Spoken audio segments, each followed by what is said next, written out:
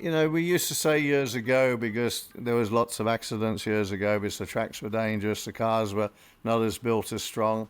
I think the race you're referring to was maybe Japan when I broke my back and had about 87G up the spine.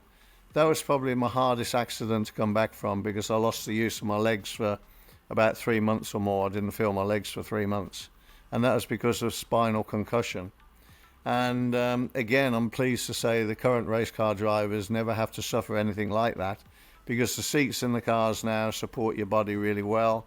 We had smaller cars and we were cramped in there, and there wasn't. We had normally foam in there, but the foam was very thin, so it didn't cushion your body when you had a big impact.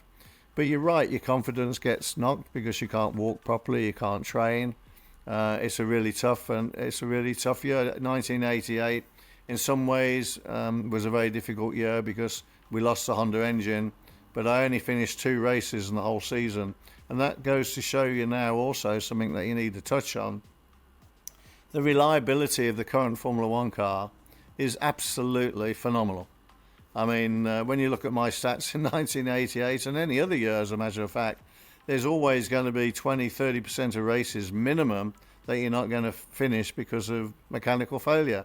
And if you're a number one or number two driver years ago, the number one driver would finish at least 20% of races more than you would, and maybe more. So, yeah, there's all those factors to consider, and now you don't have to because the cars are so reliable.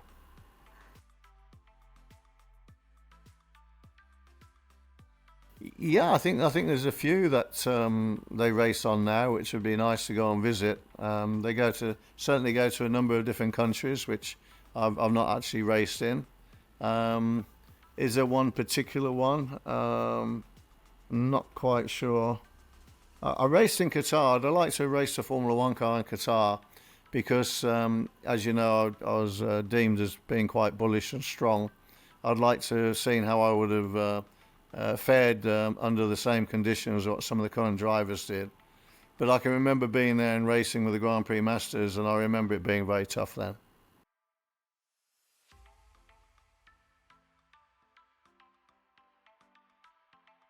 I'd like to think so. You're just touching on an area which is, I'll go off at a tangent for you a little bit. When we were racing, sometime in the 80s, we were having 43 to 46 cars pre-qualifying, and then we had 30 cars one week at Monaco. We had 30 cars qualifying for 26 places on the grid. And the point I want to make here, there were so many drivers trying to get into Formula One. There was pre-qualifying on qualifying, and then qualifying where 4 drivers got sent home then, and sometimes we were sending home something like 20 drivers and teams went home before the race started because there's 26 cars allowed on the grid. What's the point in saying that? We had a lot of more mature drivers as well then back then. So in all honesty, because there's only 20 cars on the grid, and because now the longevity of a race car driver can be 300 Grand Prix, the opportunity to get into Formula One and be there, like we were in our day, the odds of doing that are lesser now. But I'd like to think that let's look at Fernando Alonso, brilliant driver, brilliant world champion, and if he's given the goods, then he can win another couple of world championships.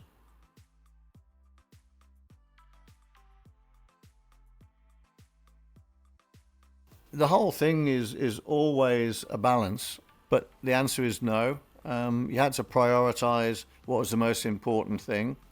But the great relationship I had, for instance, with Enzo Ferrari and Colin Chapman, which was the most incredible relationship, was when I was asked to do something, it was yeah, let's get and do it. I mean, the word no didn't exist.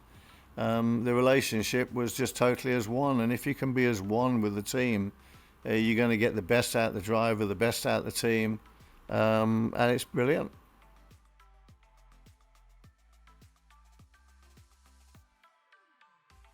Oh no, there was a number of deep-seated ones that certain drivers wanted to actually put you in the war and kill you at times, and they told you so. So, there's no, there's nothing to hide behind that. I mean, it was a hell of a business, and there were some drivers that would not leave any stone unturned to try and do whatever they needed to do to beat you.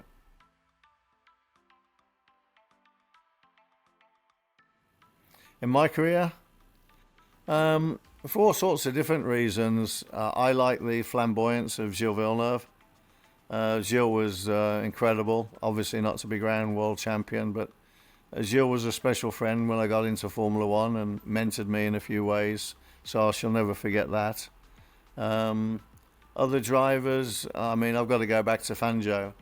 When those guys drove without helmets and, sometimes without goggles and the things that they did, and certainly without seatbelts, it blows my mind to think they're racing at the speeds they were racing, and there's no seatbelts holding them in the car.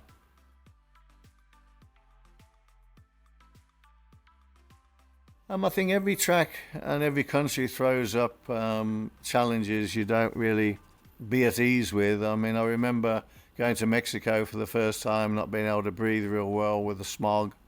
The circuit was very bumpy, and obviously, you go to certain countries and you can have stomach bugs, which I think the whole team had the one time. And when we used to go to Rio, I mean, mechanics used to have a pool of money that said, right, we'll all put $20 or whatever it was in the hat, and out of 30 people that were there, the winner was the last person who got Montezuma's. And the thing that's funny is that someone won the money all within 3 days.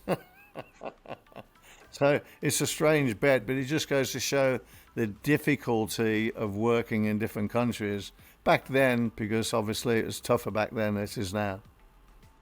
You got to understand what I'm talking about.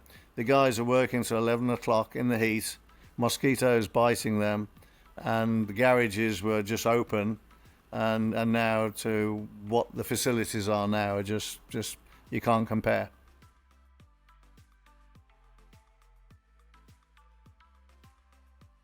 Okay, well, that's a good question in itself, because I actually won 5, but one doesn't count because it was a European Grand Prix.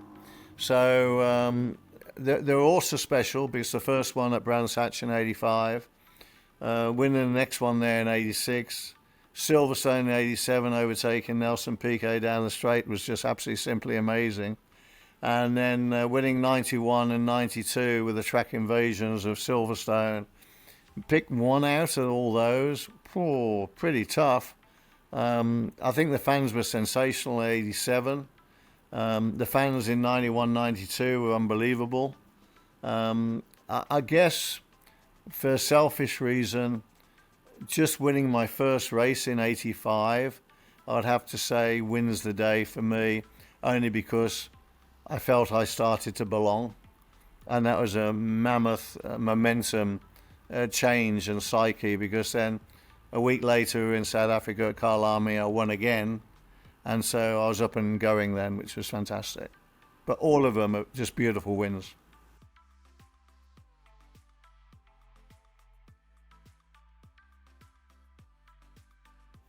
No, I never found it hard to get going again, because the motivation was having the opportunity to win a world championship while you retired. So I retired, won the world championship in Formula One. They got retired again, and then won the world championship in IndyCar, which was a sensational little bit of freak history, really. So that was truly wonderful to be able to do that.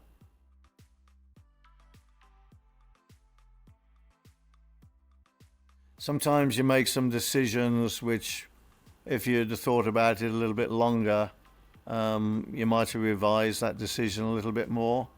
But primarily, instinctively, being a great race car driver, you have to make a decision and go with it, right or wrong sometimes.